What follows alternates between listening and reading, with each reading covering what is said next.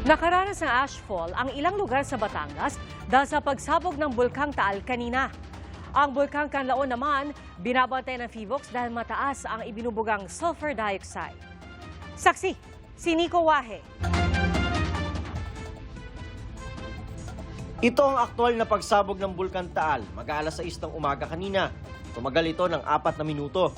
Nagdulot ito ng makapal na usok o plume na umabot sa 2,800 meters ang taas bago nagtungo pa Kanluran, Timog Kanluran. Kinakamahan din po, siyempre naputok po yan eh. Sabi ko, medyo may edad na din po yung mother-in-law ko. So sabi ko, tara na, uwi na tayo. Ayon sa PHIVOLCS, ang nangyari kanina ay phreato magmatic eruption.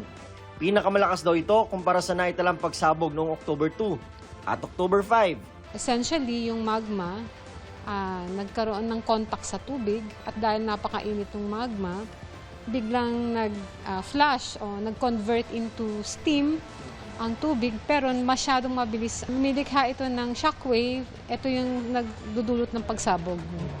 So yung pagsabog na yon, yung shockwave, ay pinupulverize niya yung magma o yung lava.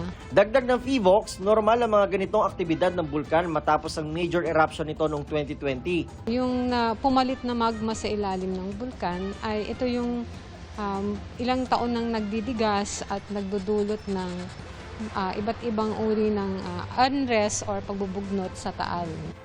Ang ashfall mula sa eruption umabot sa barangay Buso-Buso sa bayan ng Laurel. Nabagyo ng lupa din eh. Nasa paaralan na noon ng mga estudyanteng ito nang magkasabay na bumagsak ang abo at ulan. Baho naman. Putik ay putik. Ngayop tulo ay. Agad na sinuspindi ang klase. Parang puro putik po yung ulan niya. Tsaka din po dun sa amoy ng bulkan. Yun lang po. Opo, masakit po sa ulo. Ang ilang residente naman nanatili muna sa loob ng kanilang bahay. Nandito lang po sa loob. Hindi na po pinalabas at yun po, hinahapo po yung bata. Tinamaan din ng ashfall ang barangay poblasyon sa Agoncillo.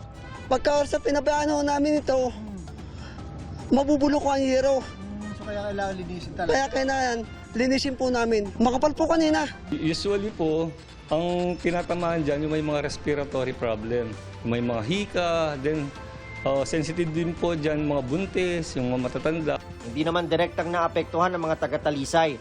Normal naman po at tuloy naman po ang buhay, tuloy ang pasok ng mga bata. Hindi rin inabot ng ashfall ang Metro Manila at ibang kalapit na lugar. Nananatiling sa alert level 1 ng bulkan at walang indikasyon na tataas ayon sa PHIVOLCS.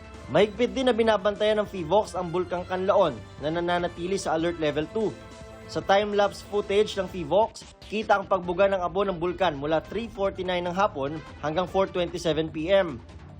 Mataas daw ngayon ang buga ng sulfur dioxide at mataas din daw ang bilang ng mga volcano-tectonic earthquakes. Mayroon din daw panakanakang pag-abo mula sa bulkan. Tayo po ay medyo mataas po ang antas ng alerto po natin sa Kanlaon. Hindi po natin alam kung kailan at papano ang magiging eventual na magmatic activity, pero batay po sa mga sustain, wala pong patid at mataas na mga anomalous na mga parameters. Ito pong mga parameters na ito ay nagsasaad na meron pong napipintong magmatic eruption ng Kanlaon Volcano. Kung kailan at paano, ito po ang kailangan nating bantayan. Para sa GMA Integrated News, ako si Nico Wahe, ang inyong saksi.